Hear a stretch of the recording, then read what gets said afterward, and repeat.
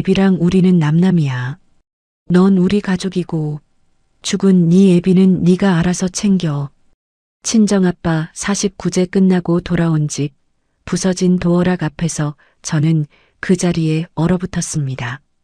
폐물함은 텅 비었고 3년간 모은 비상금 1200만 원도 흔적도 없이 사라졌어요.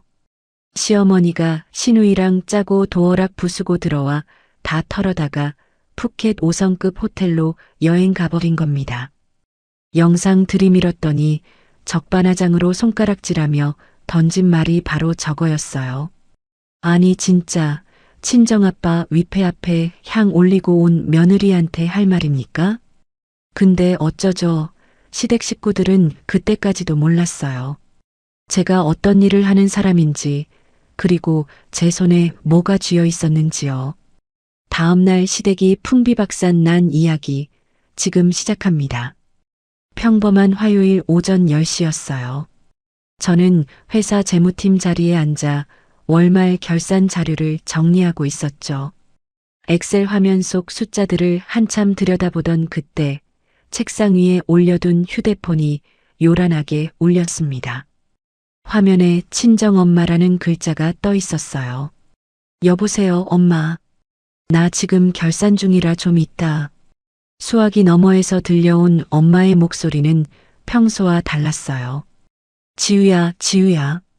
아빠가 출근하다가 길에서 쓰러지셨다는데. 지금 응급실로 옮겼다는데 어떡하니?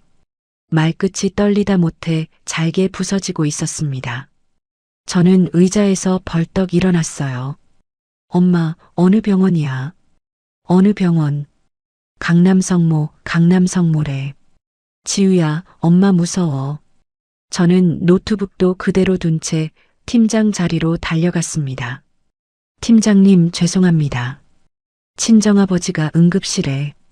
팀장은 제 얼굴을 보더니 말을 자르며 손을 내저었어요. 가, 빨리 가. 결산은 내가 알아서 할 테니까. 저는 가방만 챙겨서 그대로 회사 건물을 뛰쳐나왔습니다. 강남 한복판 도로에서 손을 흔들어 택시를 잡았어요. 택시 뒷자리에 몸을 던지듯 올라타며 기사님께 외쳤죠. 기사님, 강남성 모병원이요. 응급실로 가주세요. 택시가 출발하자마자 저는 떨리는 손으로 남편 정훈에게 전화를 걸었어요. 신호음이 3번 울리고 나서야 정훈의 목소리가 들려왔습니다. 왜, 무슨 일이야? 여보, 아빠가 쓰러지셨대. 지금 응급실로 옮겼다는데 나 지금 병원 가는 길이야. 수화기 너머가 잠시 조용해졌어요. 아, 그래. 근데 나 지금 중요한 미팅 중이라서 일단 여보가 가서 상황 보고 다시 연락해. 여보, 아빠가 지금. 끊을게. 미팅 들어가야 돼. 뚝 하는 소리와 함께 통화가 끊겼습니다. 저는 휴대폰을 꼭 쥔 채 창밖을 바라봤어요. 강남대로의 차들이 느릿느릿 움직이고 있었죠.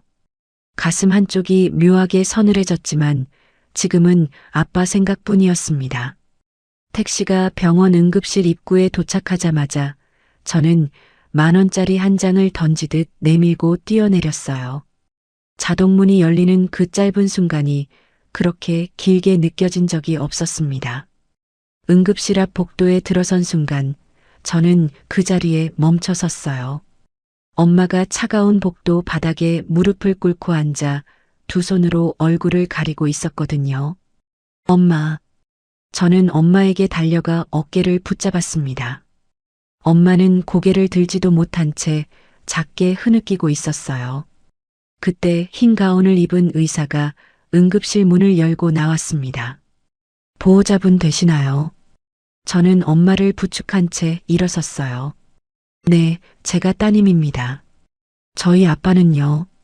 의사는 잠시 말을 고르더니 차분한 목소리로 입을 열었습니다. 최선을 다했습니다만 도착하셨을 때 이미 심장이 멈춘 상태였습니다. 갑작스러운 심근경색이셨고 손 쓸 시간이 없었습니다. 귓속이 멍해졌어요. 다리에 힘이 풀려 그대로 병원 바닥에 무릎이 꺾였습니다. 차가운 타일 바닥의 냉기가 무릎으로 그대로 올라왔죠. 아빠 어떡해. 엄마가 제 어깨를 붙들고 흐느꼈어요. 지우야. 우리 어떡하니? 저는 엄마를 끌어안고 한참을 그 자리에 주저앉아 있었습니다. 장례식장으로 자리를 옮긴 뒤 저는 영정사진 액자를 두 손으로 받쳐들고 빈소 중앙에 천천히 올려놓았어요. 사진 속 아빠는 환갑잔치 때 찍은 모습 그대로 환하게 웃고 계셨죠. 저는 휴대폰을 꺼내 시댁 단톡방에 부고 문자를 보냈습니다. 가장 먼저 답장을 보낸 사람은 시어머니 최순자였어요. 애미야 어쩌니? 근데 내가 지금 친구들이랑 강릉에 와 있어서 일정이 잡혀 있어서 발인에 맞춰 갈게.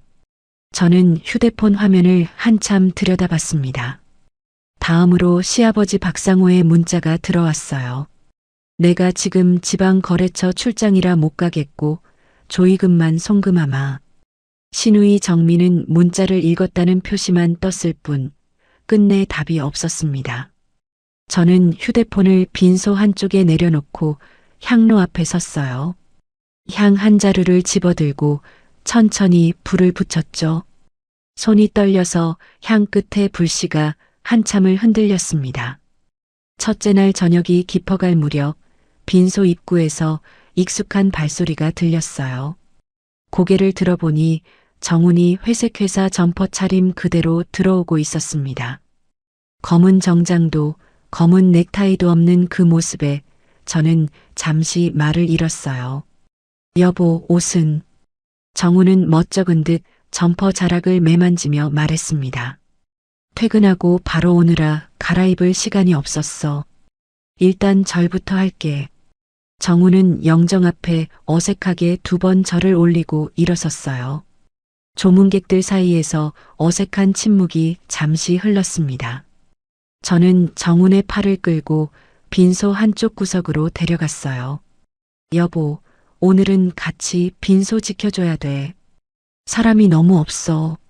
정훈은 손목 시계를 한번 흘끗 보더니 인상을 살짝 찌푸렸습니다.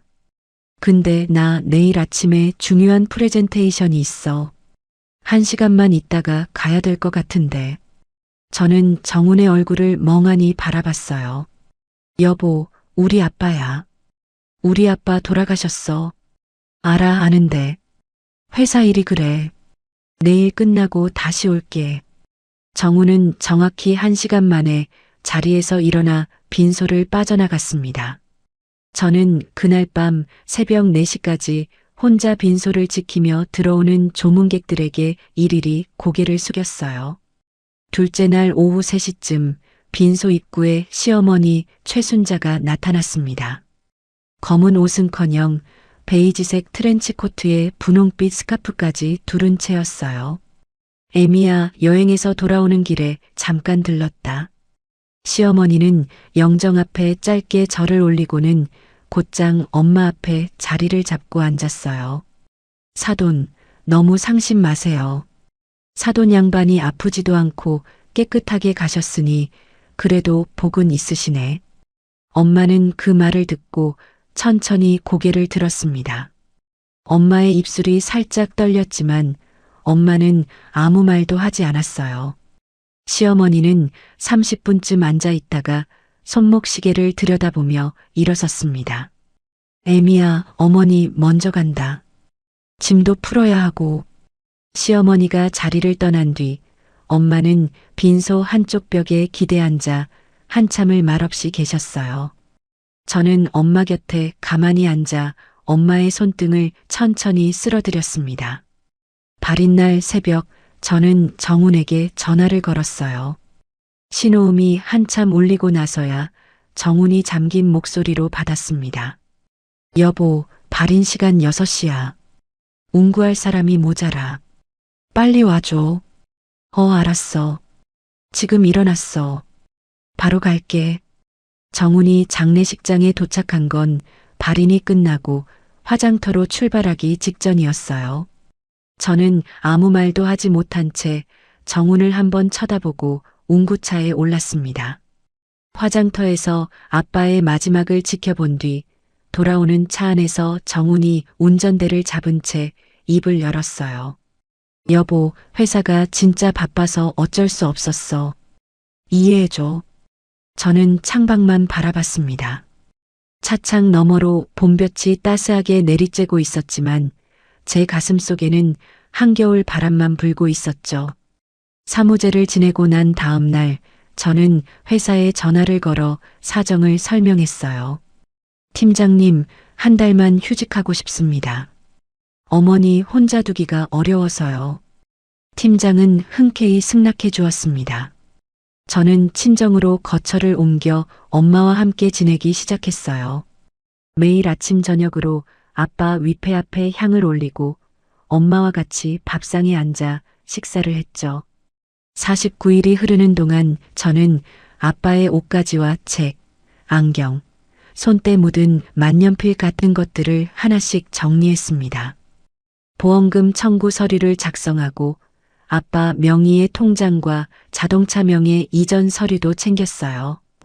그동안 정훈에게서는 가끔 짧은 문자가 왔습니다.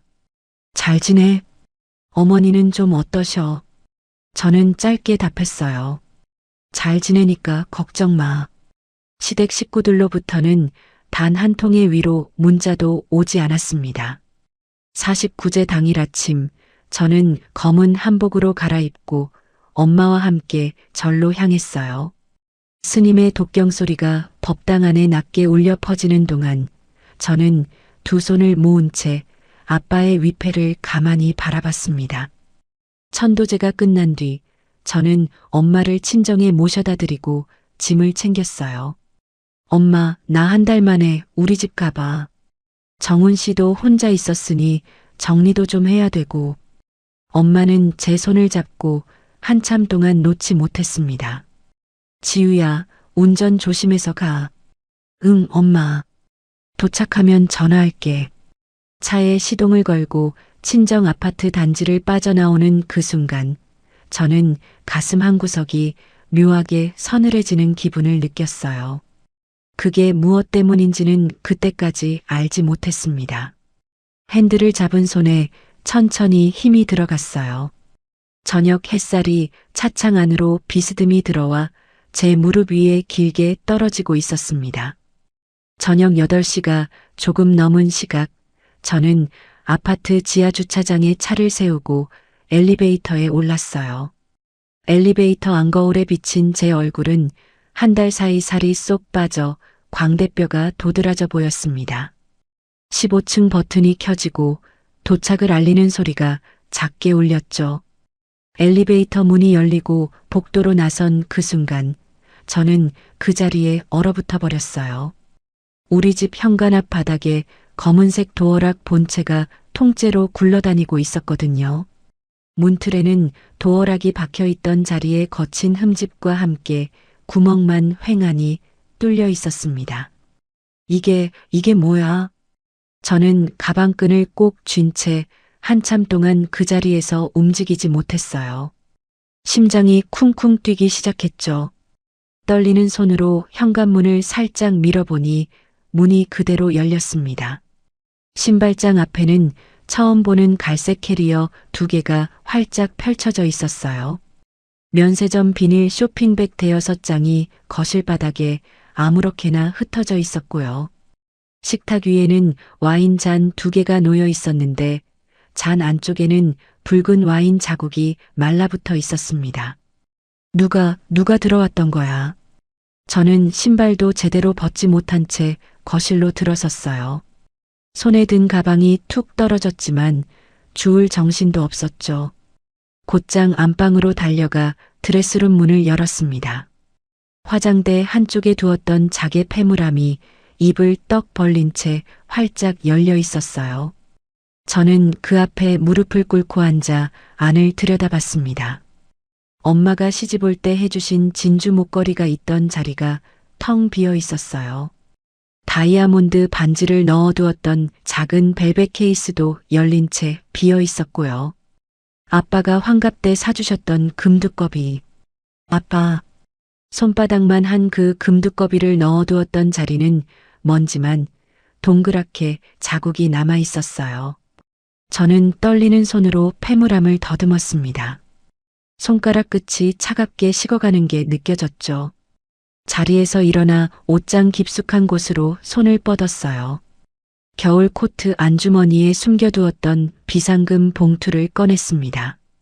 3년 동안 한 달에 한 번씩 20만 원, 30만 원씩 떼어 모아둔 돈이었어요.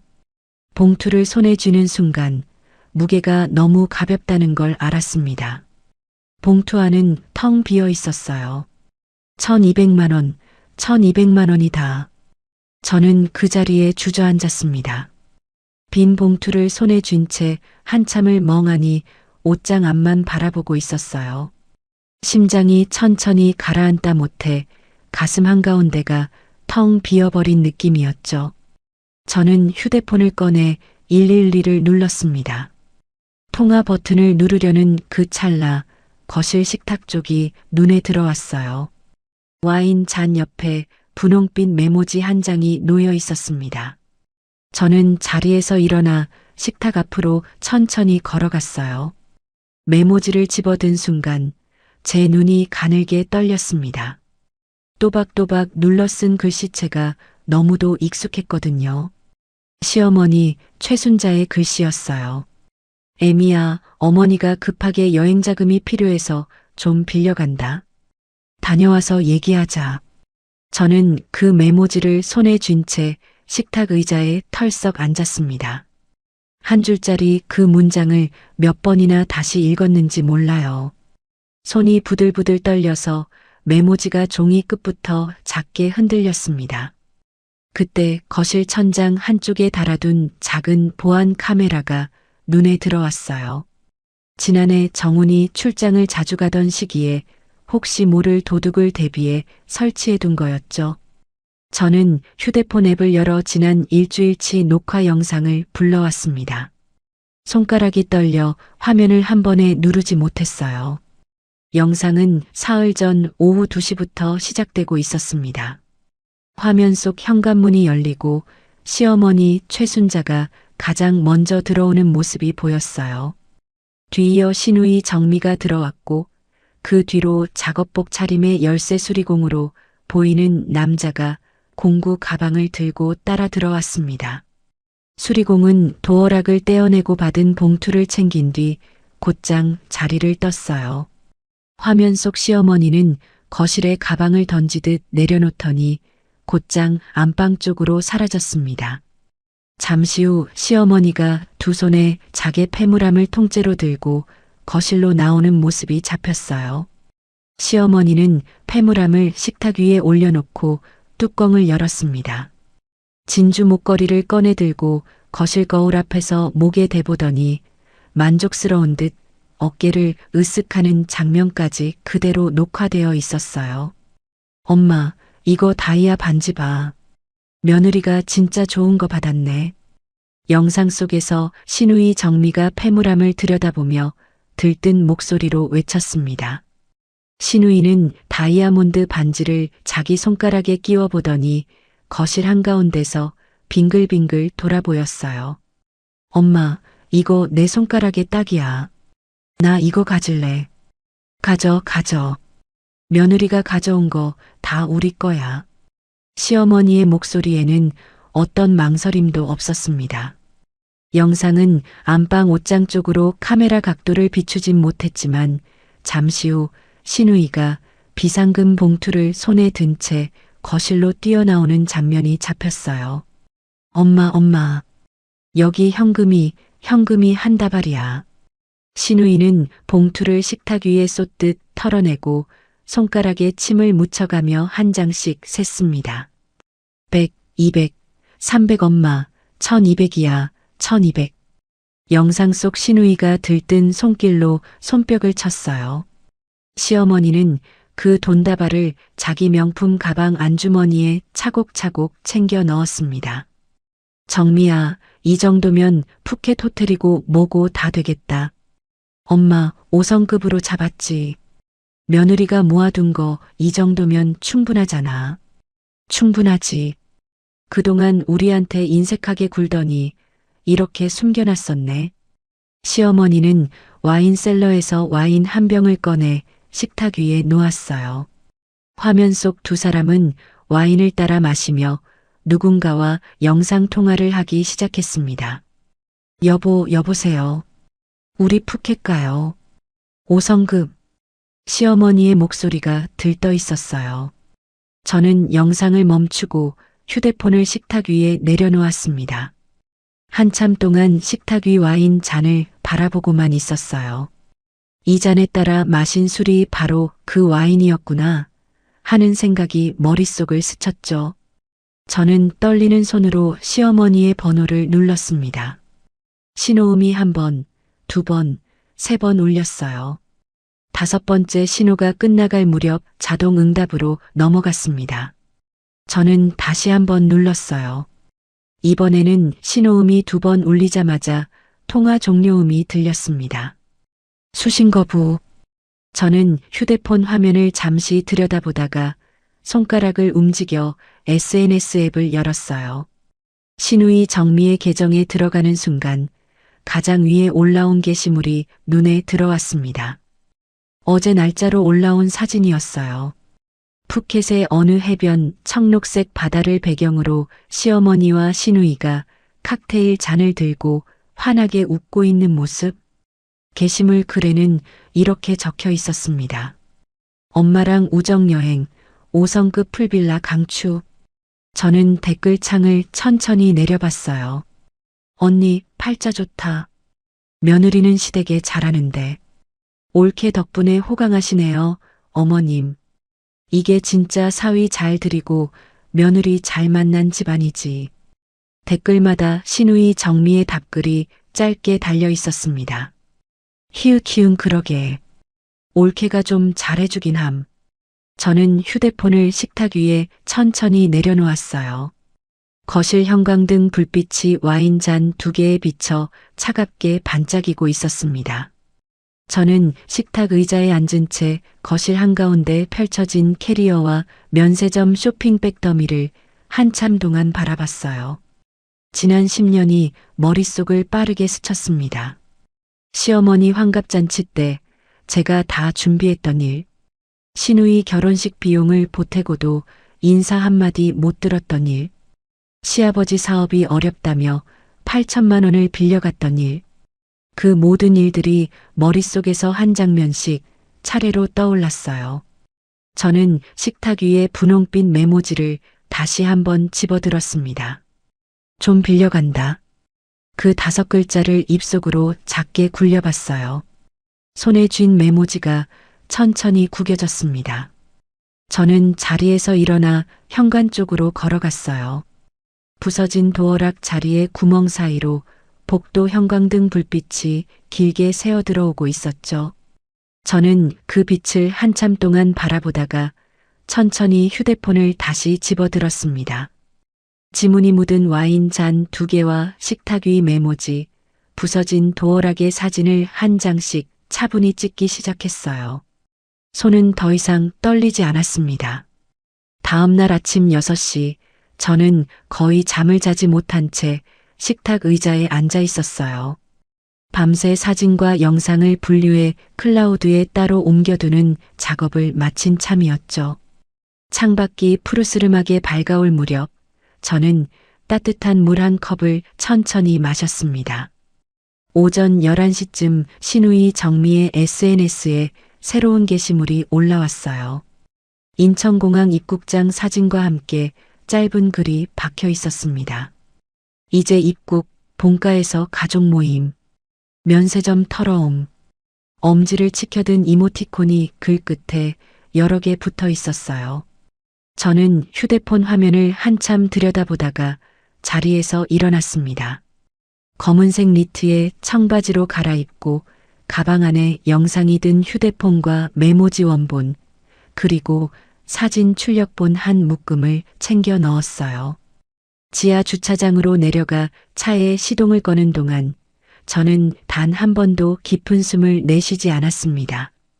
분당의 시댁 아파트 단지에 도착한 건 정오가 조금 넘은 시각이었어요. 엘리베이터를 타고 8층에서 내리는 순간 복도 끝 시댁 현관문 너머로 떠들썩한 웃음소리가 새어 나오고 있었습니다. 저는 잠시 현관 앞에 서서 그 소리에 귀를 기울였어요. 시어머니의 들뜬 목소리가 가장 컸고 그 옆으로 시누이 정미의 까르르 하는 웃음소리가 섞여 있었죠. 저는 비밀번호를 눌러 현관문을 열었습니다. 거실 한가운데에 면세점 쇼핑백이 산처럼 쌓여 있었어요. 시어머니는 소파에 앉아 새 핸드백을 어깨에 둘러보고 있었고 시누이 정미는 옆에서 명품 로고가 박힌 가방을 거실 거울 앞에 비춰보고 있었습니다. 시누이의 남편 서방님은 그여 밀인용 소파에 다리를 꼬고 앉아 휴대폰만 들여다보고 있었어요. 어머, 애미야. 너 어쩐 일이니? 시어머니가 저를 발견하고 가방을 살짝 내려놓으며 말했습니다. 목소리에는 아주 작은 당황도 묻어있지 않았어요. 저는 신발을 벗고 거실로 들어섰습니다. 어머니, 드릴 말씀이 있어서 왔어요. 무슨 말? 우선 앉아라. 정미야, 며느리 차 한 잔 내와. 시누이는 거울에서 눈도 떼지 않은 채 손사래만 쳤어요. 엄마, 내가 왜? 언니 알아서 마시라 그래. 저는 거실 중앙 식탁 앞에 가서 가방에서 휴대폰을 꺼냈습니다. 식탁 위에 휴대폰을 똑바로 올려놓고 영상 재생 버튼을 천천히 눌렀어요. 화면 속에서 시어머니가 자개 패물함을 통째로 들고 안방에서 나오는 장면이 시작됐습니다. 거실에 작게 정미의 목소리가 울려 퍼졌어요. 엄마, 이거 다이아 반지 봐. 시누이가 거울 앞에서 천천히 돌아섰습니다. 서방님도 휴대폰에서 눈을 뗐어요. 시어머니의 얼굴 근육이 미세하게 굳었지만 그 굳음은 채 1초도 가지 않았습니다. 시어머니는 소파에서 천천히 일어나 식탁 쪽으로 걸어왔어요. 애미야, 너 지금 이걸로 뭘 어쩌자는 거니? 목소리가 평소보다 한 톤 높았습니다. 어머니, 어떻게 이러실 수 있어요? 도어락을 부수고 들어오셨잖아요. 시어머니는 코웃음을 살짝 흘리며 식탁 앞으로 한 걸음 더 다가왔어요. 부수긴 뭘 부숴. 어머니가 잠깐 빌려간 거지. 메모도 남겨뒀잖니. 폐물이랑 비상금 1,200만 원을 다 가져가셨어요. 어머니, 저는 휴대폰을 가리키며 다시 한번 말했습니다. 그게 빌려간 거예요. 시어머니는 팔짱을 끼며 턱을 들었어요. 애미야, 며느리 돈이 곧 시어머니 돈이지. 그깟 폐물 좀 잠깐 빌린 게 뭐가 그리 대수냐? 시집 온 지 10년이나 됐는데 아직도 내 것 따지니. 거실 거울 앞에 서 있던 시누이가 명품 가방을 어깨에 맨 채 식탁 쪽으로 다가왔습니다. 가방의 금속 장식이 거실 형광등에 반짝였어요. 언니, 진짜 너무한다. 엄마가 잠깐 가져간 거 가지고 무슨 영상까지 들이밀어. 시누이는 가방을 자랑하듯 살짝 들어 보이며 말했어요.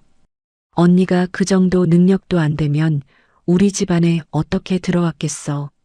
다 며느리 도리지. 안 그래. 저는 시누이의 얼굴을 똑바로 바라봤습니다. 10년 동안 단 한 번도 이런 눈으로 시누이를 본 적이 없었어요.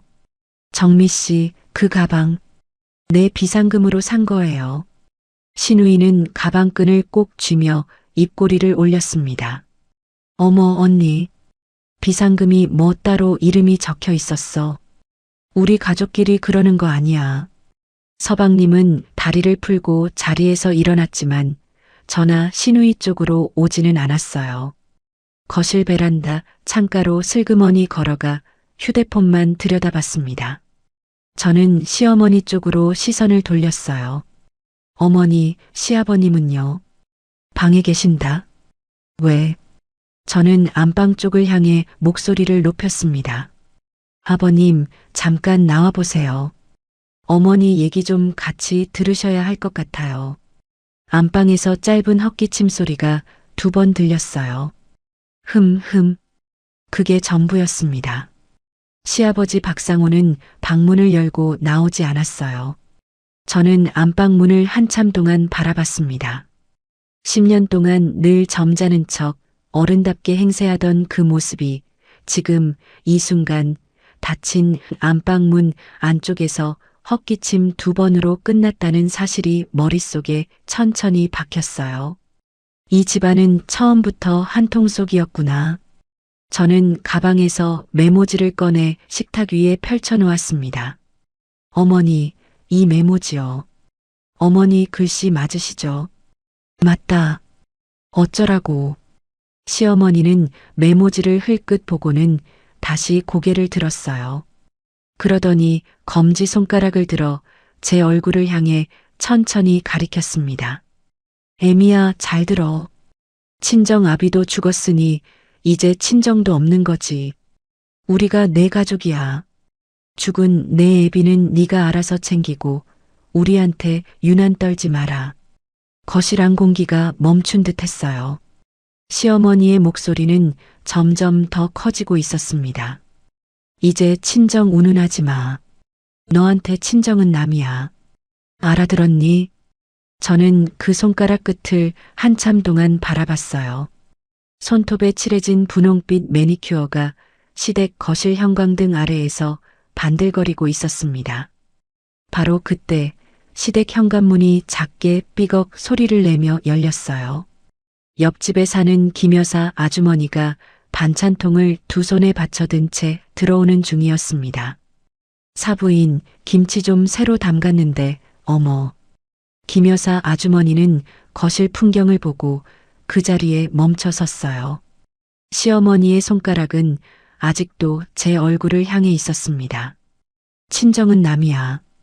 그 한마디가 김여사 아주머니의 귀에까지 그대로 들어간 게 분명했어요. 김여사 아주머니는 반찬통을 가슴 앞에 꼭 끌어안은 채 2번 헛기침을 했습니다. 아이고, 내가 때를 잘못 맞춰왔네. 사부인, 나중에 다시 올게요. 아주머니는 그 말을 끝으로 황급히 현관 쪽으로 몸을 돌렸어요. 현관문이 닫히는 소리가 거실 안에 길게 울렸습니다. 저는 그 소리를 들으며 머릿속이 오히려 차갑게 가라앉는 것을 느꼈어요. 화가 끓어오르거나 눈물이 차오르는 게 아니라 무언가가 천천히 단단해지는 느낌이었습니다. 저는 식탁 위에 올려놓았던 휴대폰을 천천히 집어 가방에 넣었어요. 메모지 원본도 그대로 가방 안주머니에 챙겨 넣었습니다. 애미야, 어디 가니? 말 안 끝났다. 시어머니의 목소리가 등 뒤에서 들려왔어요. 저는 한 번도 뒤돌아보지 않고 거실을 가로질러 현관으로 걸어 나왔습니다. 신발을 신는 그 짧은 동안 등 뒤에서 시누이 정미의 까르르 웃는 소리가 들렸어요. 어머, 자존심 상하셨나 봐. 엄마, 며느리들이 다 저렇지. 저는 신발끈을 천천히 정리했습니다. 현관문 손잡이를 잡고 그대로 밖으로 나왔어요. 엘리베이터 안에서 거울에 비친 제 얼굴을 봤습니다. 이상하리만치 표정이 평온했어요. 지하 주차장에 내려가 차에 올라타 시동을 거는 그 순간 핸드폰이 울렸습니다. 화면에 정훈의 이름이 떠 있었어요. 회사 점심시간이 막 시작된 시각이었죠. 저는 핸들 옆 거치대에 휴대폰을 꽂고 통화 버튼을 눌렀습니다. 여보. 엄마한테 들었어. 정훈의 목소리에는 짜증이 살짝 묻어 있었어요. 여보, 왜 그렇게까지 유난을 떨어? 어머니가 좀 가져가실 수도 있지. 어머니 좀 무안하게 만들었다고 들었어. 저는 운전대 위에 손을 가만히 올려놓았습니다. 어머니가 좀 가져가실 수도 있지. 정훈이 한 그 말이 귓속에 천천히 박혔어요. 저는 아무 말도 하지 않고 통화 종료 버튼을 눌렀습니다. 휴대폰을 무음으로 돌려놓고 차를 천천히 출발시켰어요. 분당에서 강변북로로 빠지는 길은 평일 오후 시간대라 차가 그리 많지 않았습니다. 한강을 따라 차들이 일정한 속도로 흘러가고 있었어요. 저는 핸들을 잡은 채 지난 10년을 머릿속에서 한 장면씩 차분히 펼쳐봤습니다. 결혼식 날 시어머니가 신부 화장이 진하다며 거울 앞에서 한마디 던졌던 일, 첫 명절에 새벽 5시부터 부엌에서 전을 부치던 일, 시아버지 사업장 자금이 모자란다며 한밤중에 전화를 받았던 일, 시누이 결혼식 비용 분담하라며 시어머니가 통장 사본을 들고 왔던 일, 그 모든 일들 위에 늘 정우는 없었어요. 정우는 늘 한 발짝 뒤에서 휴대폰만 들여다보고 있었습니다.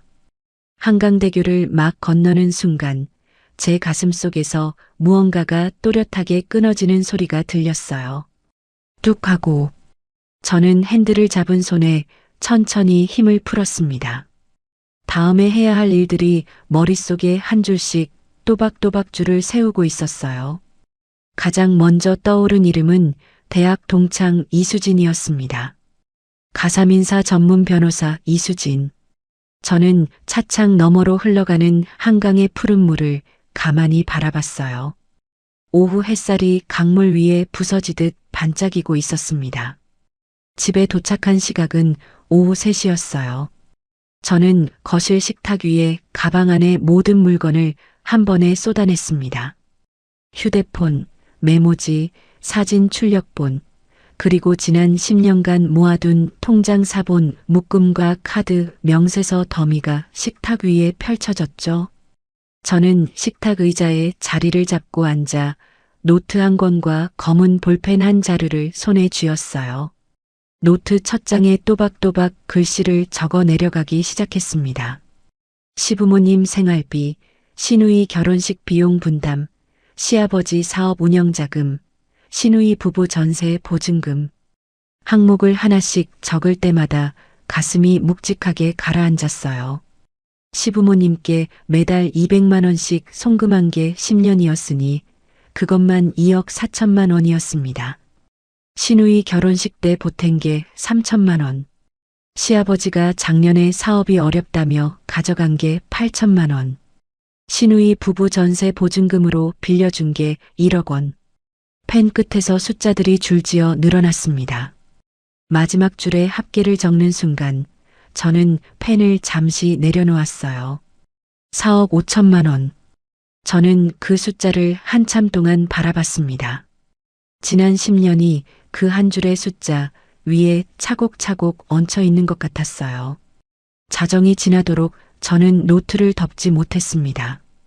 송금 날짜와 메시지 내용, 카드 명세서의 결제 항목까지 일일이 대조해 노트 옆에 작은 글씨로 메모를 달았어요. 새벽 4시쯤 펜을 내려놓고 저는 거실 소파에 잠시 등을 기댔습니다. 창밖이 푸르스름하게 밝아올 무렵 저는 휴대폰을 들어 메시지 하나를 보냈어요. 수진아, 나 지우야.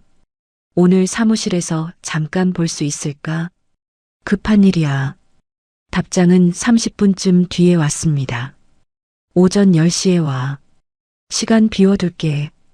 오전 10시 정각, 저는 광화문에 있는 이수진의 변호사 사무실 문을 밀고 들어섰어요. 대학 시절 친구의 얼굴이 책상 너머에서 저를 맞아줬습니다. 지우야, 앉아.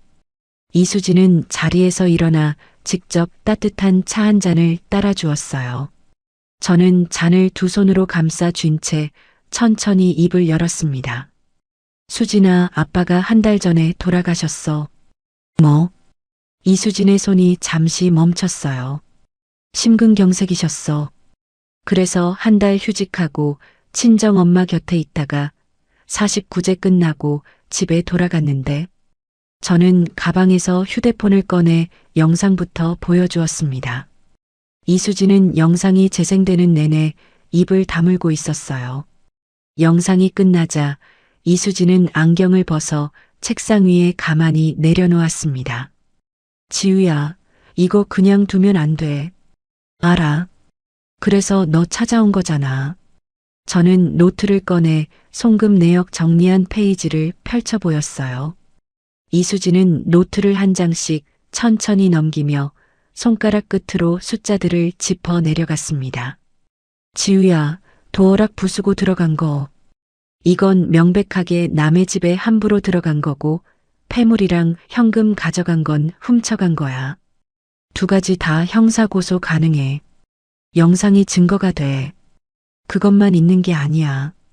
신우이가 SNS에 올린 사진까지 합치면 빠져나갈 구멍이 없어. 본인 손으로 알리바이까지 만들어준 거지.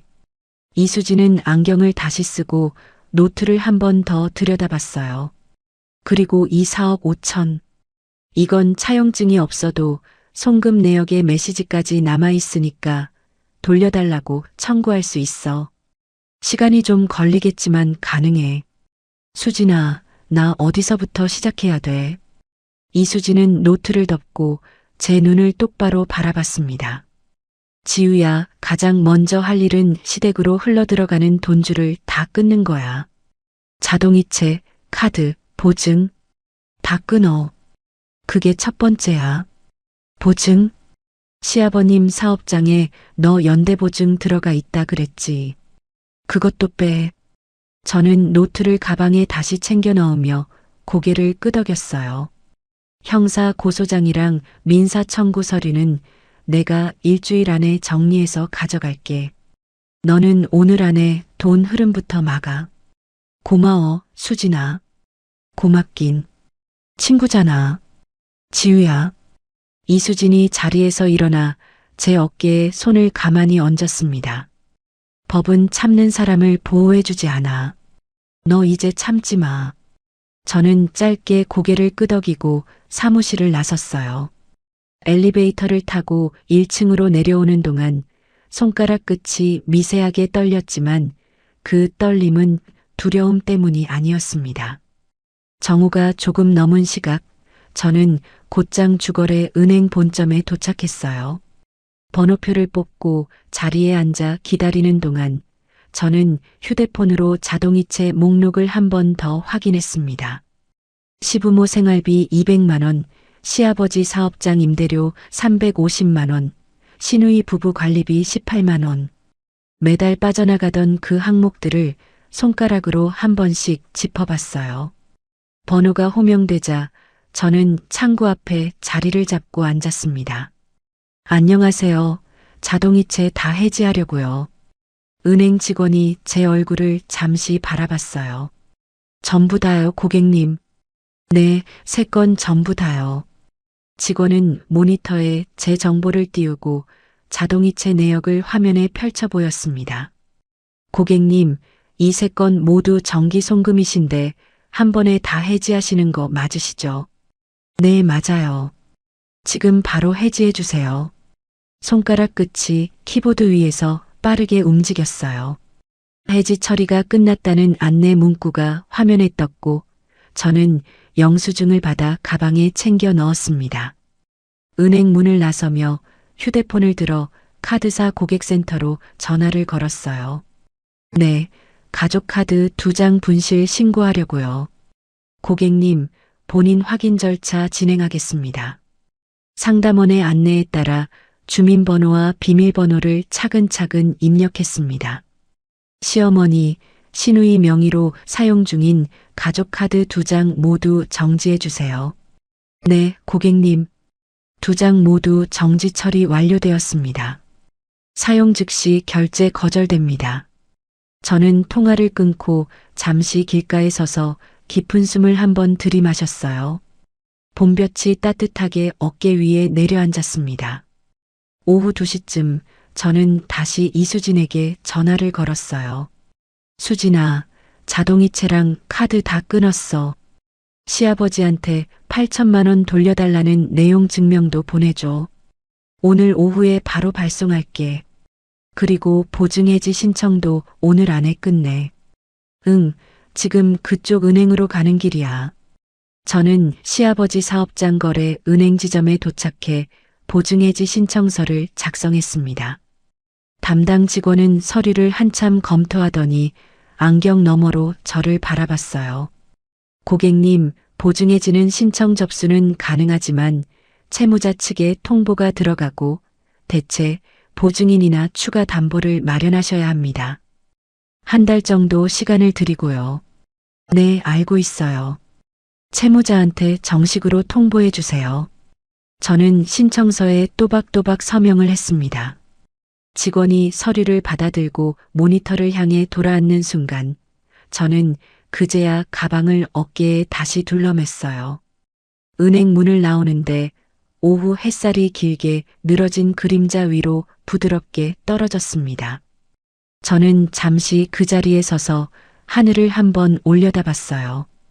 오후 5시쯤 집에 돌아온 저는 거실 소파에 앉아 차가운 물 한 잔을 천천히 마셨습니다. 휴대폰을 무음으로 돌려놓고 식탁 위에 엎어두었어요. 거실 안이 고요했습니다.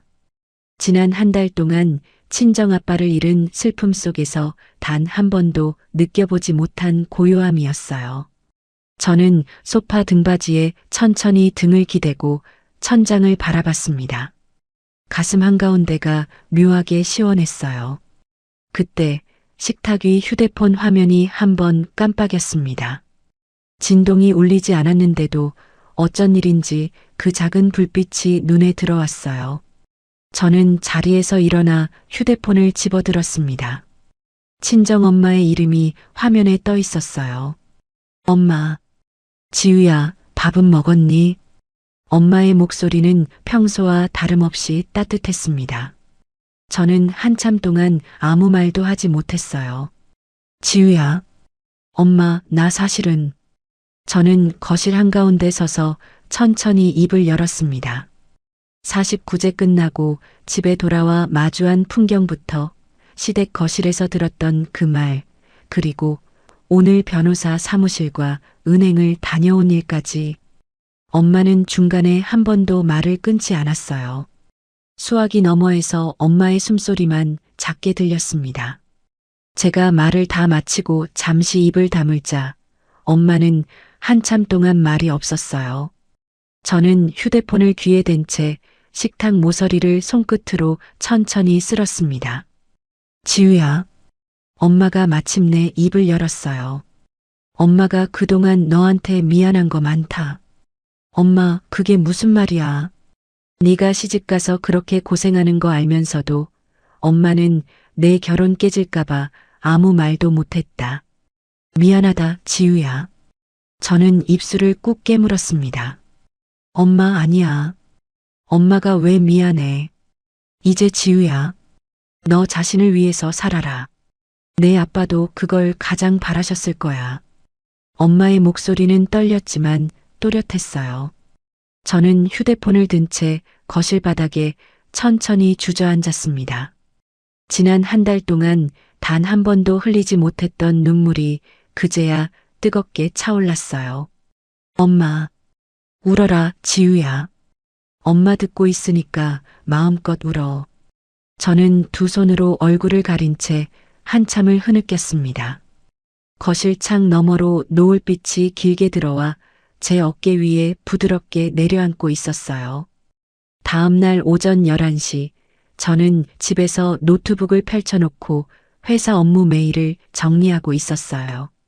휴직 중이었지만 인수인계 받아야 할 사항들이 종종 메일로 들어왔거든요. 그때 휴대폰 진동이 가볍게 울렸습니다. 이수진이 보낸 짧은 메시지였어요. 내용 증명 오늘 아침에 시아버님 사무실로 발송 완료. 보증해지 통보도 은행에서 어제 저녁에 정식으로 들어갔대. 저는 짧게 답장을 보내고 다시 노트북 화면으로 시선을 돌렸습니다. 오전 11시 40분쯤 친정 엄마로부터 전화 한 통이 걸려왔어요. 지우야, 엄마야. 좀 전에 김 여사 아주머니가 전화하셨는데 엄마의 목소리에는 묘한 안쓰러움이 묻어 있었습니다. 왜 엄마? 무슨 일이야? 사부인이 지금 강남 백화점에서 카드가 막혀서 한바탕 난리를 치고 나오셨다는구나. 아주머니 친구분이 같은 백화점 매장에서 일하시는데 그 모습을 다 봤다고 전화를 돌리셨대. 저는 노트북에서 손을 천천히 떼고 식탁 의자에 등을 기댔어요. 엄마, 그래서? 매장 한가운데서 새 가방을 고르고 계셨는데 직원이 카드 정지 안내를 했다는구나. 친구 두 분이랑 같이 가셨다는데 그 친구들 보는 앞에서 사부인이 직원한테 큰 소리 치셨다 그러더라. 엄마는 잠시 말을 멈추셨다 다시 이으셨어요. 매니저까지 나와서 다른 결제 수단 있으시냐고 정중하게 물었는데 결국 가방 던지듯 놓고 매장 빠져나오셨다고. 저는 식탁 위 노트에 그 시각과 내용을 짧게 받아 적었습니다. 엄마 알았어. 알려줘서 고마워. 지우야, 엄마가 이런 얘기 듣고 좋아하는 건 아니다. 그래도 너는 알고 있어야 할 것 같아서. 응, 엄마. 잘했어. 또 무슨 얘기 들리면 바로 알려줘. 저는 통화를 마치고 잠시 거실 창가에 섰어요. 10년 동안 시어머니 손에 끌려다니던 그 백화점이 머릿속에 떠올랐습니다. 명절 직전 며느리 카드를 들고 그 백화점을 한 바퀴 돌며 친구들 선물까지 사들이던 시어머니의 모습이 잠시 스치고 지나갔어요. 오후 2시 30분쯤 시누이 정미의 친구 한 명이 자신의 SNS에 짧은 게시물을 올렸습니다. 저는 시누이 SNS를 차단하지 않고 그대로 두었기에 시누이의 친구들 게시물까지 자연스럽게 눈에 들어왔어요. 오늘 압구정 피부과 갔다가 황당한 일 있었네. 친구가 결제하다가 카드 막혀서 옷도 제대로 못 입고 도망 나옴. 200짜리 패키지 결제하다가 막힘. 신용관리 잘합시다, 여러분. 게시물 사진에는 압구정의 한 카페 테이블 위에 음료 3잔이 놓인 모습이 찍혀 있었습니다. 저는 그 게시물을 캡처해 휴대폰에 저장해뒀어요. 비공개로 보이는 댓글창에는 시누이 정미가 황급히 단 댓글이 보였습니다. 야, 이거 좀 내려줘.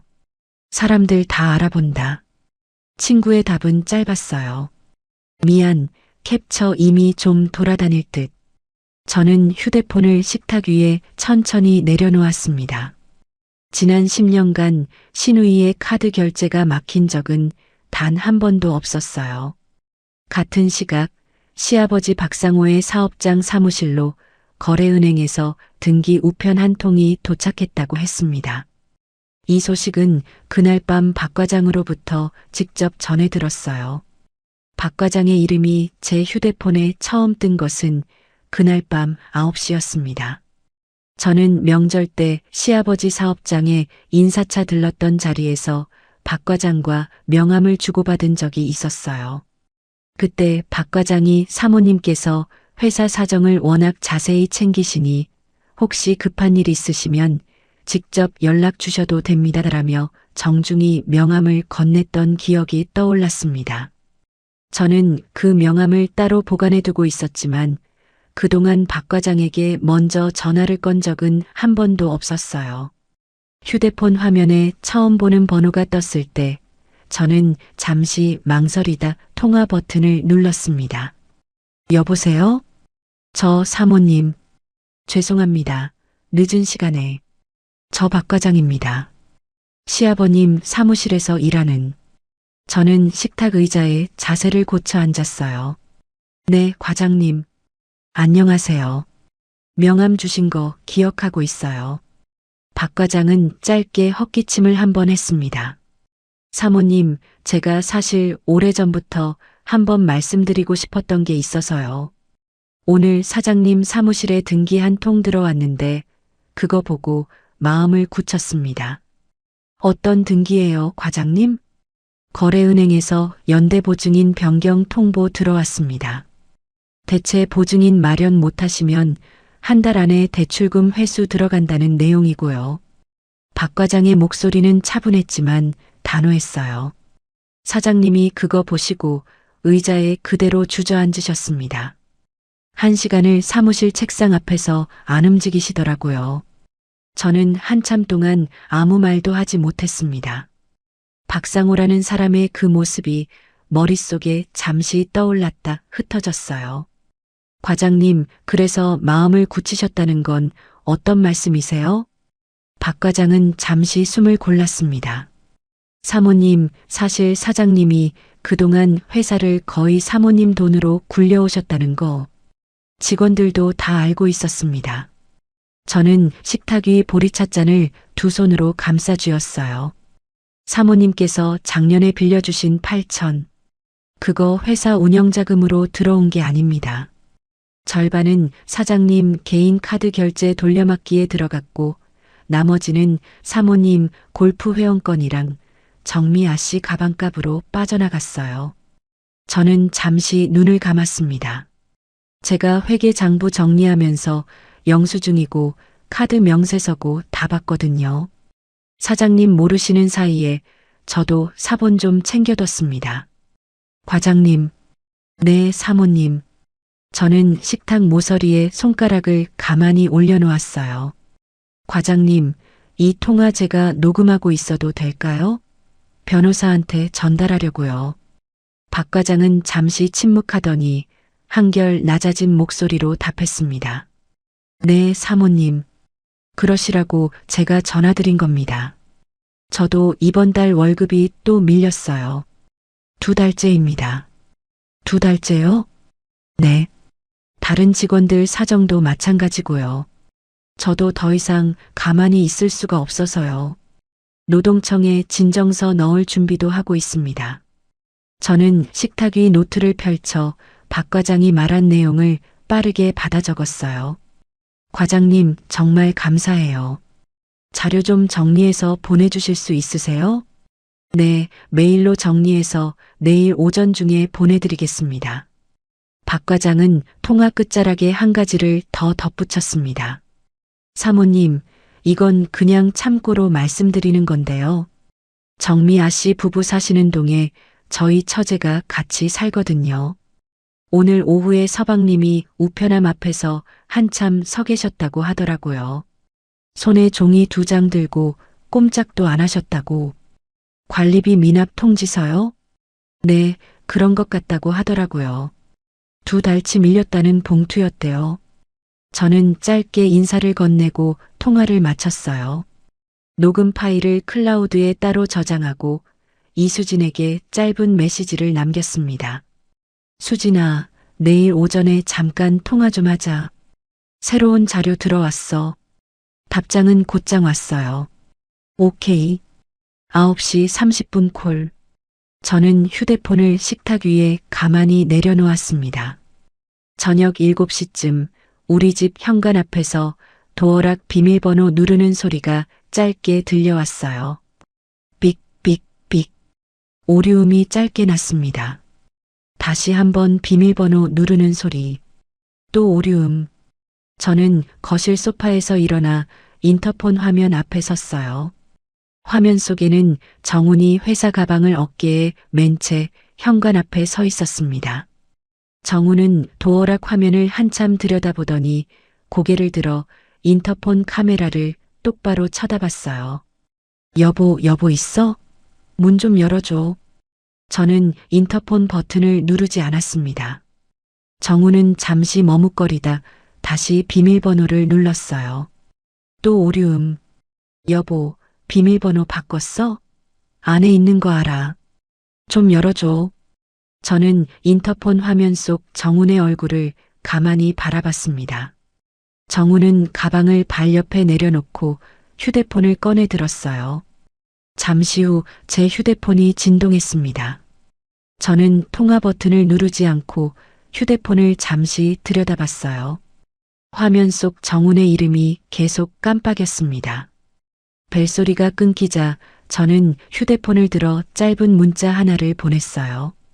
앞으로 변호사 통해서 정식으로 연락드리겠습니다. 당분간 본가에서 지내세요. 문자 전송 알림이 뜨고 잠시 후 인터폰 화면 속 정훈이 휴대폰을 들여다보는 모습이 보였습니다. 정훈의 어깨가 천천히 처졌어요. 한참 동안 정훈은 현관 앞에서 움직이지 않았습니다. 가방을 다시 어깨에 매는 그 작은 동작이 그렇게 느려 보일 수가 없었어요. 정훈은 인터폰 카메라를 한 번 더 올려다 봤습니다. 그러더니 무거운 발걸음으로 엘리베이터 쪽으로 걸어갔어요. 화면 속에서 정훈의 등이 천천히 작아져 갔습니다. 저는 인터폰 앞에서 떨어져 거실 소파에 다시 앉았어요. 오후 4시쯤부터 시어머니의 부재중 전화가 휴대폰에 쌓이기 시작했다는 사실은 저녁이 다 되어서야 확인했습니다. 화면 속 부재중 목록에는 시어머니, 시누이, 시아버지, 정훈의 이름이 번갈아 가며 17통이 찍혀 있었어요. 저는 단 한 통에도 응답하지 않았습니다. 밤 10시쯤 저는 따뜻한 보리차 한 잔을 끓여 거실 창가에 잠시 섰어요. 창 너머로 아파트 단지의 가로등 불빛이 점점이 켜져 있었습니다. 지난 한 달 동안 단 하루도 깊이 자보지 못한 몸이었지만 이상하게 오늘 밤은 잠이 잘 올 것 같았어요. 저는 거실 불을 끄고 안방으로 천천히 걸어 들어갔습니다. 휴대폰 진동이 침대 옆 협탁 위에서 또 한 번 짧게 울렸지만 저는 그것을 손에 들지 않고 그대로 두었어요. 진동음이 잦아들 때까지 저는 천장을 가만히 바라보며 누워 있었습니다. 다음 날 오후 1시 우리 집 아파트 1층 로비에 시어머니와 시누이가 찾아왔어요. 경비실 인터폰을 통해 면담 요청이 들어왔다는 안내가 올라왔습니다. 저는 인터폰 화면 속 두 사람의 모습을 잠시 들여다봤어요. 시어머니는 평소답지 않게 머리도 제대로 매만지지 않은 채 옅은 회색 카디건 차림이었고 시누이 정미는 며칠 새 부쩍 야윈 얼굴로 그 옆에 서 있었습니다. 저는 잠시 생각한 끝에 인터폰 버튼을 눌렀어요. 올라오지 마시고요. 1층 카페에서 뵐게요. 10분 뒤에 내려갈게요. 저는 옷장에서 검은색 재킷을 꺼내 입고 가방 안에 이수진이 어제 저녁 보내준 합의 조건서 한 장을 챙겨 넣었습니다. 엘리베이터를 타고 1층으로 내려오는 동안 거울 속 제 얼굴을 한번 들여다봤어요. 표정에 흔들림이 없는 것을 확인하고 저는 천천히 카페로 들어섰습니다. 카페 안창가 자리에 시어머니와 시누이가 마주 앉아 있었어요. 평일 점심시간이라 카페 안에는 단지 주민으로 보이는 손님이 7, 8명쯤 자리를 잡고 있었습니다. 저는 카운터에서 따뜻한 차 한 잔을 주문하고 두 사람이 앉아 있는 테이블 맞은편에 천천히 자리를 잡았어요. 왔니, 애미야? 시어머니가 먼저 입을 열었습니다. 목소리가 평소의 절반 크기도 되지 않았어요. 저는 가방을 의자 옆에 내려놓으며 짧게 답했습니다. 네, 어머니. 말씀하세요. 시어머니는 두 손을 무릎 위에 모은 채 한참을 망설이더니 자세를 살짝 앞으로 기울였어요. 애미야, 어머니가 잘못했다. 어머니가 정말 잘못했어. 그러니까 자동이체 좀 풀어줘. 응? 저는 찻잔을 두 손으로 감싸 쥔 채 시어머니를 바라봤습니다. 이틀 전 시댁 거실에서 손가락을 들어 제 얼굴을 가리키던 그 사람과 같은 사람이라고는 도무지 믿기지 않았어요. 옆에 앉아있던 시누이가 어깨를 들썩이며 흐느끼기 시작했습니다. 언니, 나 진짜 잘못했어. 카드만 다시 살려줘. 명품 할부금이 지금 한 달도 더 밀렸단 말이야. 이대로면 나 신용불량자야. 시누이의 목소리가 점점 커지자 옆 테이블에 앉아있던 손님들이 힐끔거리기 시작했어요. 저는 잠시 차를 한 모금 마시고 잔을 천천히 내려놓았습니다. 정미 씨. 응, 언니. 말해. 그 명품 가방이요. 며칠 전 시댁 거실에서 들어보였던 거. 그게 누구 돈으로 산 건지 다시 말씀해 주실래요? 시누이의 얼굴이 잠시 굳었어요. 눈물이 그렁그렁 매달린 채 시누이는 입술만 달싹였습니다. 언니, 그건 제 비상금 1,200만 원에서 나온 거잖아요. 어제 그 가방을 가지고 푸켓 다녀오셨고요. 시누이는 고개를 푹 숙였어요. 시어머니가 두 손을 마주 비비며 다시 입을 열었습니다. 애미야, 어머니가 다 잘못했다. 그러니까 한 번만 봐줘. 어머니가 며느리한테 이렇게 비는 거 처음이잖니? 저는 가방 안에서 합의 조건서를 꺼냈어요. A사 한 장에 또박또박 인쇄된 문서였습니다. 저는 그것을 시어머니와 시누이 사이 테이블 위에 천천히 펼쳐 놓았어요. 어머니, 정미 씨. 변호사가 정리해준 합의 조건이에요. 세 가지예요. 시어머니가 종이를 받아들었습니다. 저는 손가락 끝으로 첫 번째 항목을 짚었어요. 첫째, 그동안 시댁에서 가져간 돈에 대해 정식으로 차용증을 작성해 주세요. 시아버님 8천만 원, 정미 씨 부부 전세 보증금 1억, 결혼식 비용 3천만 원, 합쳐서 2억 1천만 원이에요. 시어머니의 손이 종이 위에서 가늘게 떨렸습니다. 둘째, 사흘 전 가져가신 폐물과 현금 1,200만 원, 그리고 도어락 수리 비용 전부 즉시 반환해 주세요. 셋째, 도어락을 부수고 들어오신 일과 폐물을 가져가신 일에 대해 서면으로 사과문 작성해 주세요. 시어머니는 종이를 손에 쥔 채 한참 동안 글자만 들여다봤어요. 손가락 마디가 천천히 하얗게 굳어갔습니다. 애미야, 차용증은 무슨 차용증이니? 며느리가 시어머니한테 차용증을 받겠다는 게 말이 되니? 사람들이 이걸 알면.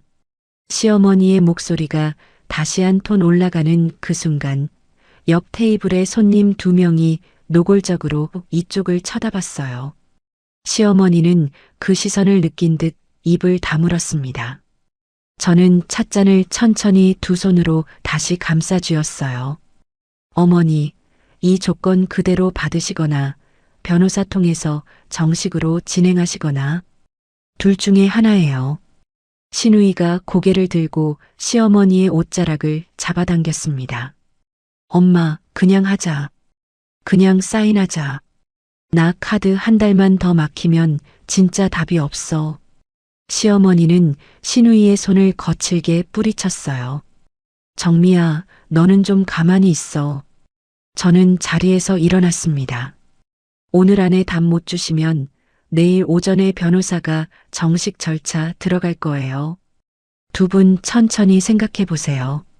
저는 찻잔을 카운터에 가져다 놓고 카페 문을 나섰어요.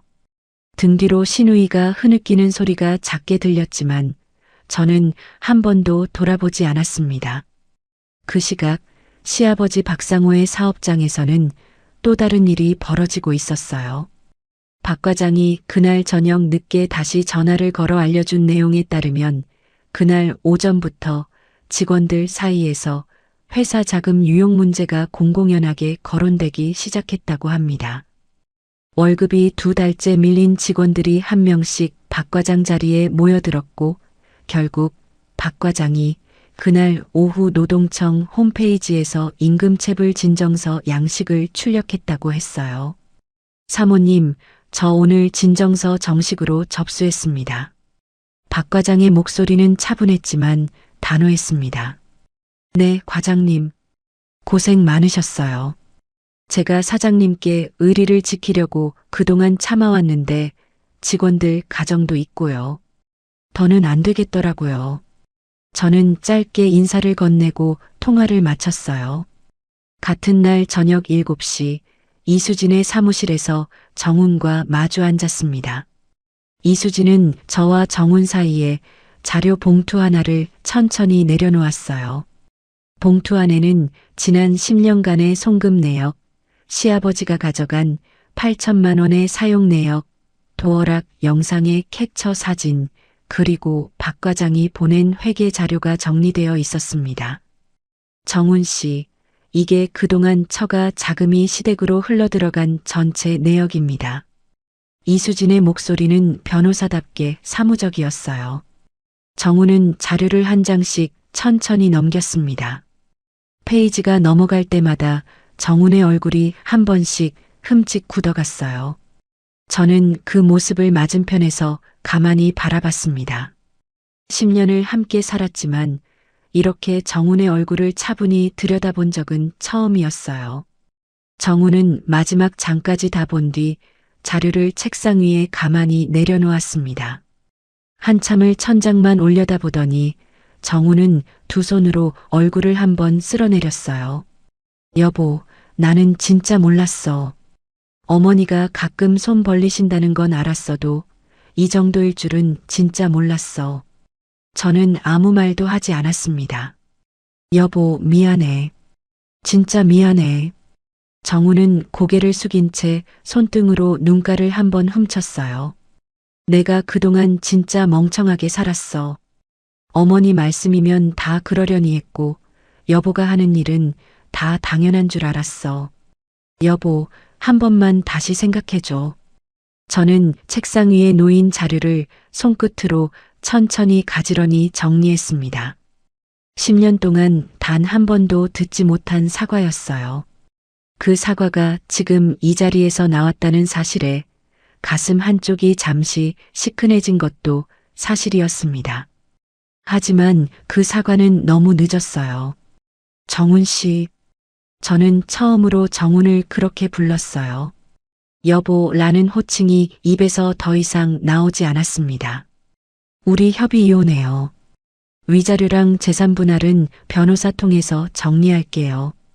정우는 고개를 들어 저를 바라봤습니다. 눈가가 붉어져 있었지만 저는 그 눈을 똑바로 마주 봤어요. 여보, 한 번만. 정훈 씨, 저는 이미 결정했어요. 저는 가방을 챙겨 자리에서 일어났습니다. 이수진이 저를 따라 일어서며 정훈에게 짧게 인사를 건넸어요. 정훈 씨, 마음 정리 좀 하시고요. 협의 진행은 다음 주에 다시 연락드리겠습니다. 저는 사무실 문을 열고 복도로 나섰어요. 엘리베이터 앞에 서서 아래 버튼을 누르는데 등 뒤에서 정훈이 황급히 따라 나오는 소리가 들렸습니다. 여보, 여보. 잠깐만. 엘리베이터 문이 열렸어요. 저는 안으로 들어서서 1층 버튼을 눌렀습니다. 정훈이 엘리베이터 안으로 함께 들어왔어요. 문이 닫히는 동안 정훈은 제 옆에 가만히 섰습니다. 엘리베이터가 천천히 내려가는 동안 정훈이 작게 입을 열었어요. 여보, 한 번만 다시 생각해 줄 수 없을까? 저는 정면을 바라본 채 아무 대답도 하지 않았습니다. 엘리베이터 안의 작은 거울에 두 사람의 얼굴이 비쳤어요. 10년을 한 집에서 살았던 두 사람의 거리가 그렇게 멀어 보일 수가 없었습니다. 엘리베이터가 1층에 도착하고 문이 열리는 그 순간 저는 정훈을 한번 짧게 돌아봤어요.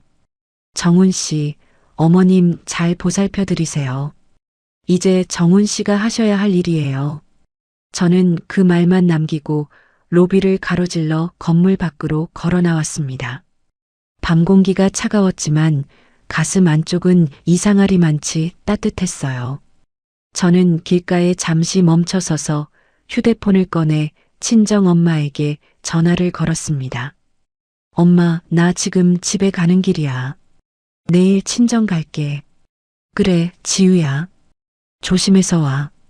엄마의 따뜻한 목소리가 수화기 너머에서 들려왔어요. 저는 휴대폰을 가방에 넣고 천천히 걸음을 옮겼습니다. 가로등 불빛이 보도블록 위에 길게 늘어져 제 발끝을 비추고 있었어요. 일주일 뒤 월요일 아침 9시 이수진의 사무실에서 마지막 서류 검토가 끝났어요. 저는 형사 고소장과 민사소장 두 묶음에 차례로 도장을 찍었습니다. 이수진이 그 서류를 봉투에 가지런히 넣으며 말했어요. 지우야, 오늘 오후에 관할 경찰서랑 법원에 정식 접수할게. 응, 수진아. 잘 부탁해. 이수진은 봉투를 가방에 챙겨 넣고 저를 사무실 앞까지 배웅해줬어요.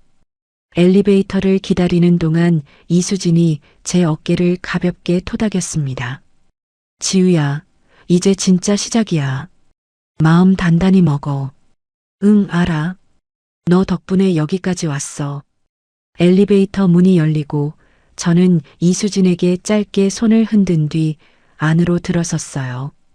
그날 오후 시어머니와 시누이를 상대로 한 형사 고소장이 관할 경찰서에 정식 접수되었습니다. 같은 날 오후 시아버지를 상대로 한 8천만 원 대여금 반환 청구 소장이 법원에 접수되었어요. 이수진이 메시지로 접수 중 사진을 보내주었고 저는 그 사진을 한참 동안 들여다봤습니다. 약 3주 뒤 시어머니와 시누이에게 경찰서 출석 통지서가 도착했어요. 피의자 신분조사 출석 요구서였습니다. 그 소식은 시댁 친척들에게도 빠르게 퍼졌다고 김 여사 아주머니가 친정엄마에게 전해주었어요. 조사 당일 아침 시어머니와 시누이는 경찰서 앞에서 큰 시누이를 비롯한 친척 두어 명과 마주쳤다고 합니다. 큰 시누이는 시어머니의 친언니 되는 사람이었는데 그날 시어머니 앞에서 한마디 던졌다고 해요. 순자야, 너 며느리한테 이게 무슨 짓이니? 우리 집안에 이런 일이 다 있다니. 시어머니는 그날 처음으로 친척들 앞에서 고개를 들지 못한 채 경찰서 안으로 들어갔다고 합니다. 조사실에서 시어머니와 시누이는 영상과 SNS 사진을 차례로 마주했어요. 영상 속 시어머니가 자개 패물함을 들고 거실로 나오는 장면이 모니터에 떠올랐고 그 옆에는 시누이가 푸켓 해변에서 칵테일 잔을 들고 환하게 웃고 있는 사진이 같이 떴습니다. 시누이 정미는 그 자리에서 두 손으로 얼굴을 가리고 흐느꼈다고 해요. 시어머니는 끝까지 입을 굳게 다물고 있었지만 결국 조서에 서명을 할 수밖에 없었습니다. 같은 시기 시아버지 박상호의 사업장에서는 모든 것이 한꺼번에 무너지기 시작했어요. 기한 이익 상실 조치로 거래은행이 대출금 일시 회수에 들어갔고 박 과장이 제기한 노동청 진정서가 정식 조사로 이어졌습니다. 직원들 사이에서 그동안 침묵해왔던 사장의 자금 유용 사실이 한 명씩 입을 열기 시작했어요.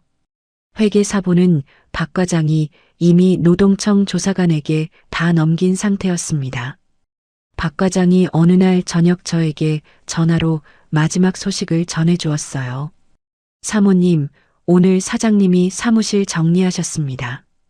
폐업 신고하셨다고요? 그러시군요. 사장님이 회사 간판 떼시는 거 직원들이 다 봤습니다. 본인 손으로 떼시더라고요. 저는 한참 동안 아무 말도 하지 못했습니다. 박상호라는 사람이 평생 일군 사업체였어요. 그 간판 앞에서 명절마다 시아버지가 자랑스럽게 어깨를 펴던 모습이 잠시 떠올랐지만 곧 머릿속에서 흩어졌습니다. 과장님, 그동안 정말 고생 많으셨어요. 새로운 일자리는 좀 알아보셨어요?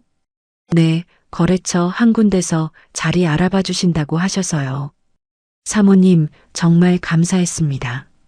저는 통화를 마치고 잠시 거실 창가에 섰어요. 미운 사람이 무너지는 모습을 보고 있는데도 가슴 안쪽에는 통쾌함보다 묘한 적막이 자리를 잡고 있었습니다. 시누이 정미의 소식은 시댁 친척 단톡방을 통해 친정엄마에게까지 흘러들어왔어요. 명품 가방 할부금과 카드 대출 연체가 쌓이면서 결국 신용 등급이 크게 떨어졌고 시누이는 그동안 자랑하던 가방들을 중고 거래 사이트에 한 점씩 올리기 시작했다고 합니다.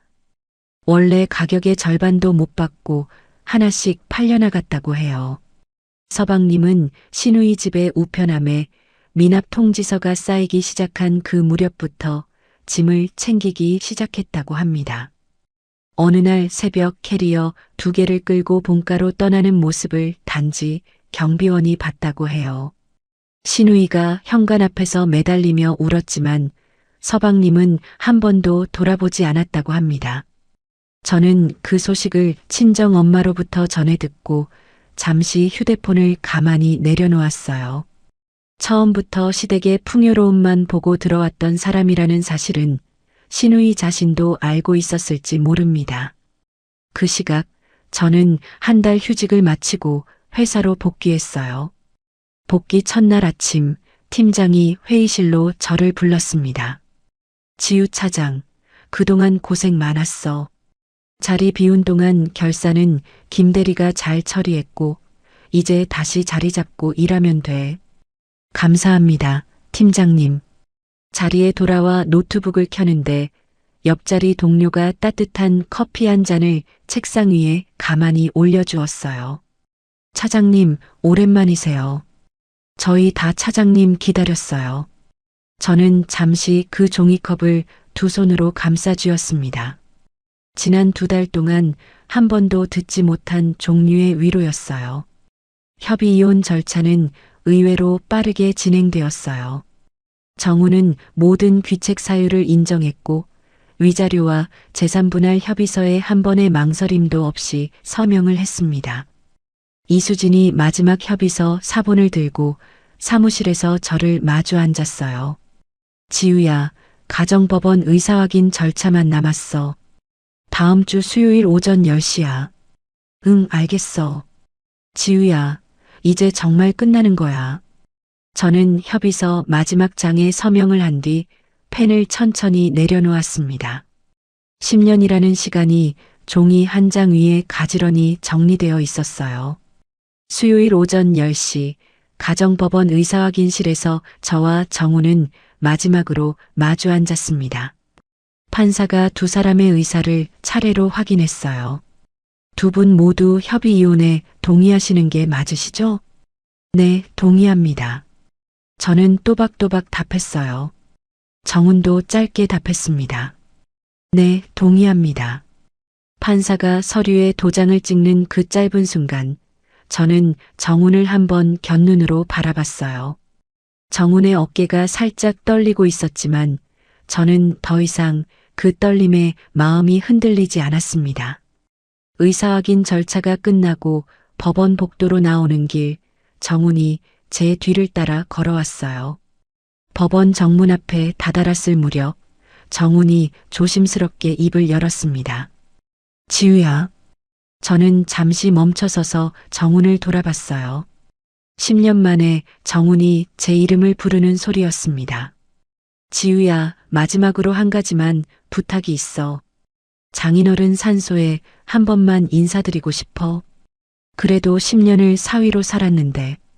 저는 정훈의 얼굴을 가만히 바라봤어요. 지난 한 달 동안 단 한 번도 친정아빠 산소를 찾지 않은 사람이 그 말을 입에 올리고 있었습니다. 저는 잠시 입을 다물었어요. 화가 차오르거나 슬픔이 밀려오는 게 아니라 그저 차분한 거절의 말이 입속에서 천천히 다듬어졌습니다. 정훈 씨, 아빠는 이미 편히 가셨어요.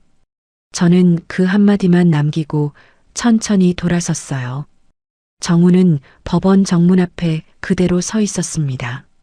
저는 한 번도 뒤돌아보지 않은 채 길 건너 택시 정류장 쪽으로 걸어갔어요. 택시에 올라타 친정 주소를 말씀드리고 창밖을 바라봤습니다. 봄 햇살이 가로수 잎사귀 사이로 부드럽게 부서지고 있었어요. 그날 저녁 저는 친정 엄마와 함께 아빠 산소를 찾았습니다. 엄마는 손에 작은 들꽃 한 다발을 들고 계셨어요. 산소 앞에 도착해 묘비 앞 잡초를 함께 손으로 뽑아드리고 들꽃을 묘비 옆에 가만히 내려놓았습니다. 저는 묘비 앞에 서서 두 손을 모았어요. 아빠, 엄마가 한 발짝 뒤로 물러서서 저에게 자리를 내어주셨습니다. 아빠, 저 오늘 이혼했어요. 봄바람이 산자락을 타고 내려와 묘비 위 풀잎을 천천히 흔들었어요. 아빠가 떠나신 뒤에 많은 일이 있었어요. 아빠한테 다 말씀드리고 싶었는데 그동안 정신이 없어서요. 저는 묘비를 한번 가만히 쓰다듬었습니다. 아빠, 저 이제 새로 시작하려고요. 엄마랑 같이 살 거예요. 아빠가 걱정하지 않으셔도 되게 제가 잘 살게요. 엄마가 뒤에서 가만히 한숨을 내쉬는 소리가 들렸어요. 아빠가 사주신 금두꺼비는 못 돌려받았지만 괜찮아요. 그거 없어도 저 잘 살 수 있어요. 아빠가 저한테 남겨주신 건 그거보다 훨씬 큰 거였잖아요. 저는 묘비 앞에 정성껏 절을 2번 올렸습니다. 엄마도 옆에서 함께 절을 하셨어요. 자리에서 일어나 산소를 내려오는 길, 엄마가 제 손을 가만히 잡으셨습니다. 지우야, 잘했다. 정말 잘했다. 엄마, 내 아빠도 지금 분명 그렇게 말씀하고 계실 거다. 저는 엄마의 손을 꼭 마주 잡았어요.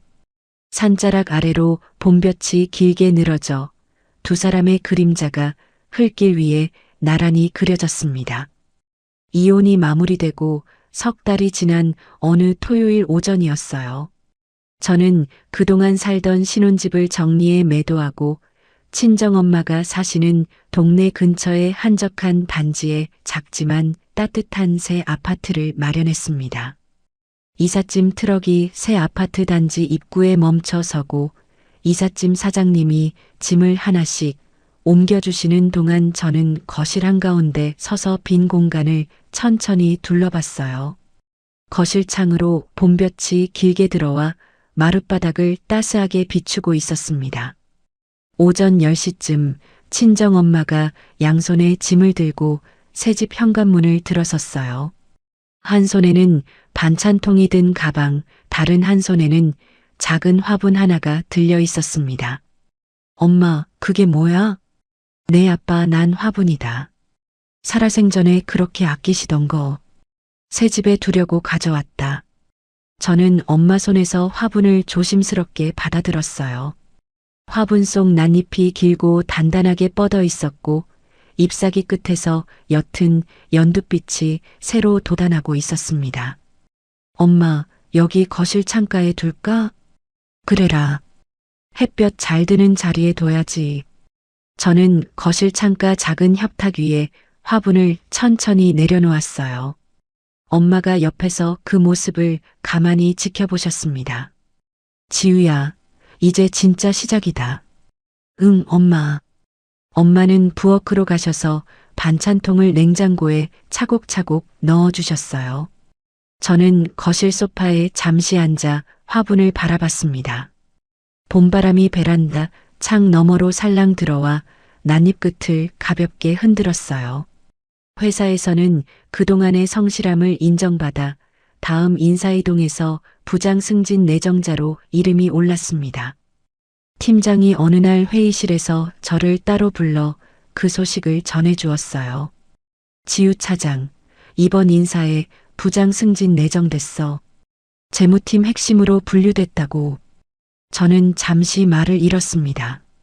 팀장님, 정말이요? 고생 많이 했어. 지난 몇 달 동안 누구보다 정확하게 일했잖아. 결산 기간에 자리 비웠던 거 다 메꾸고도 남았어.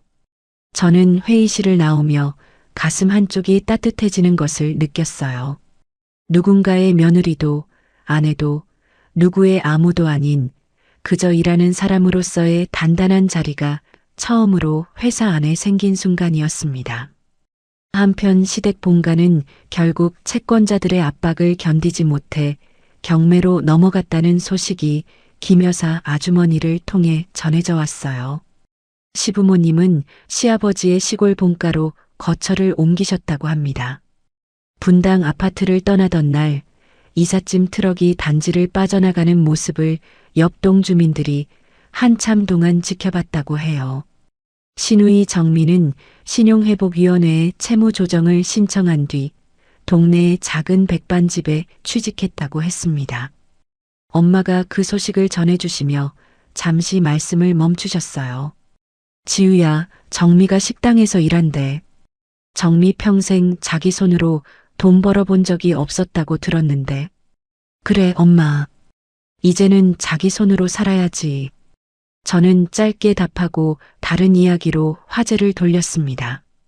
전 남편 정우는 회사를 옮긴 뒤 매주 주말마다 시골 본가로 내려가 부모님을 돌보기 시작했다고 합니다.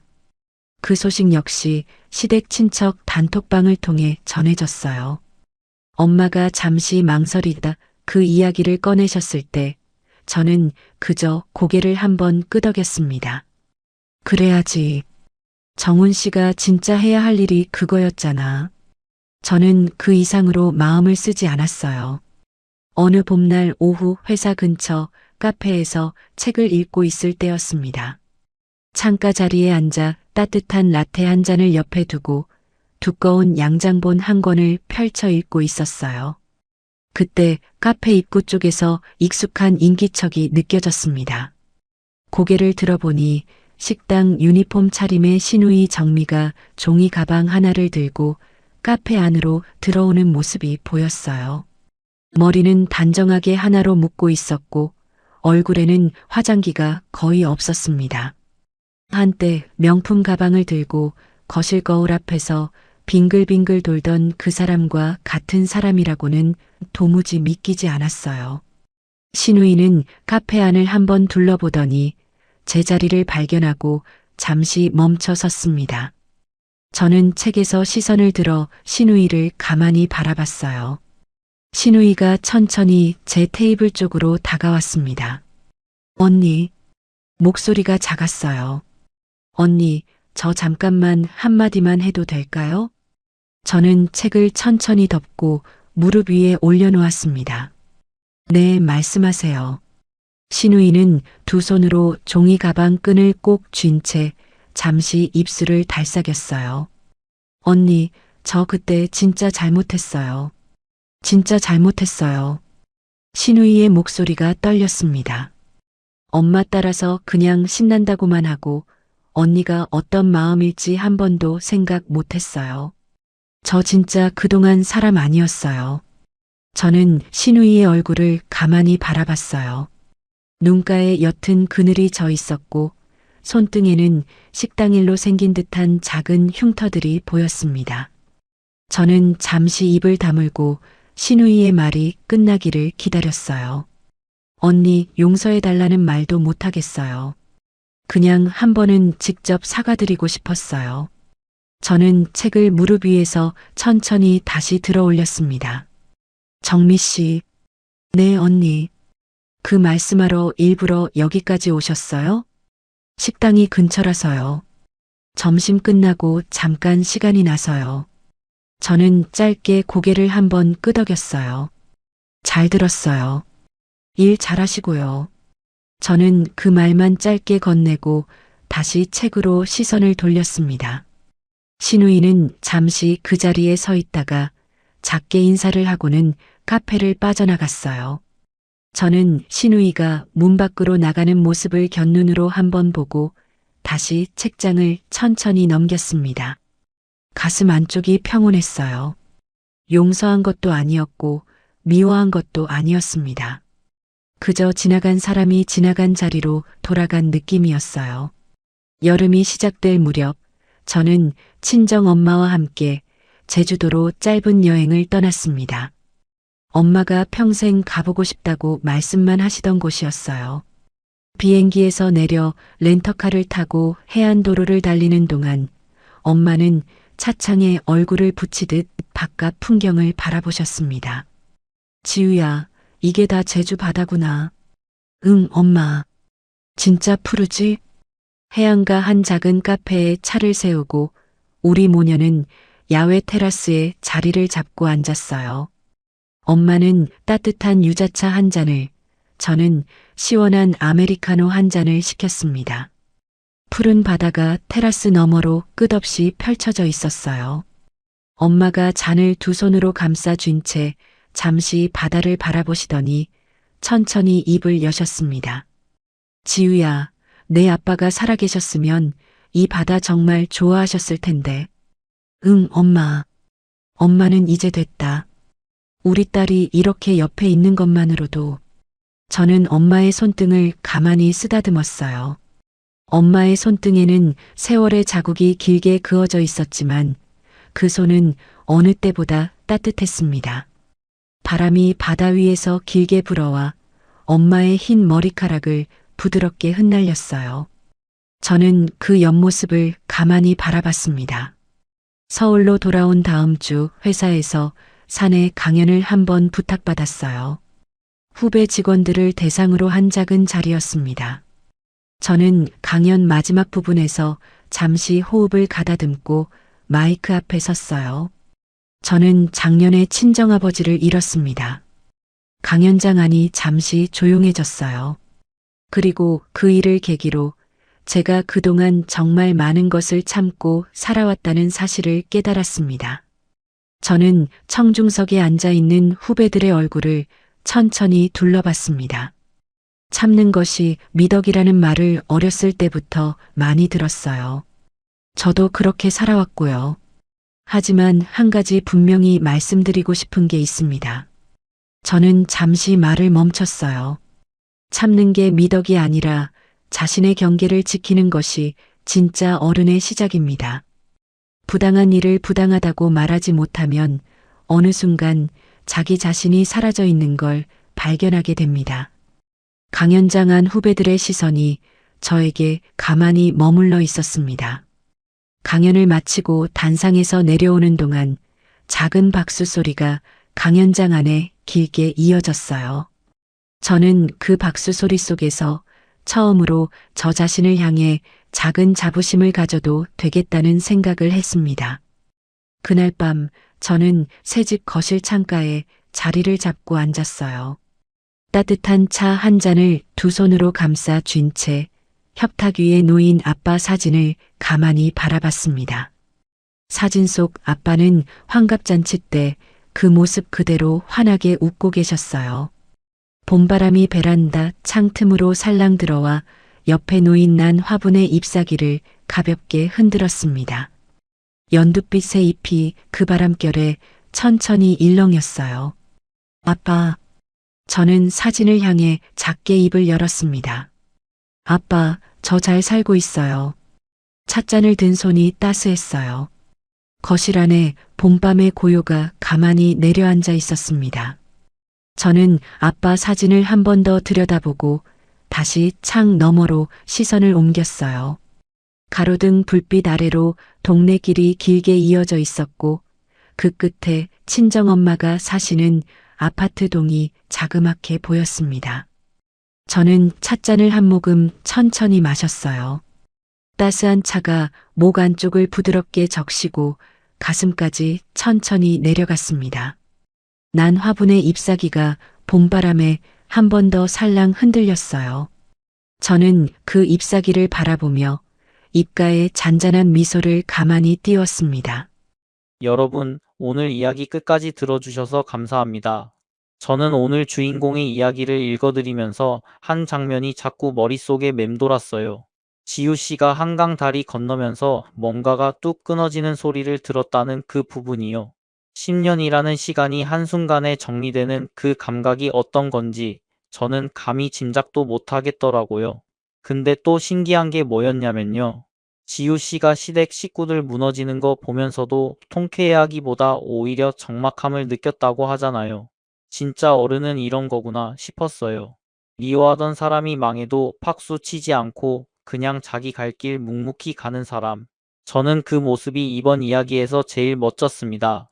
여러분은 어떤 장면이 가장 기억에 남으셨나요? 댓글로 여러분의 생각 들려주시면 저도 하나하나 읽어보겠습니다. 그리고 지우씨 같은 분이 어딘가에 또 계실지 모르잖아요. 따뜻한 응원 한마디 남겨주시면 그 말 한 줄이 누군가에게는 정말 큰 힘이 됩니다. 오늘도 행복한 하루 되세요. 감사합니다.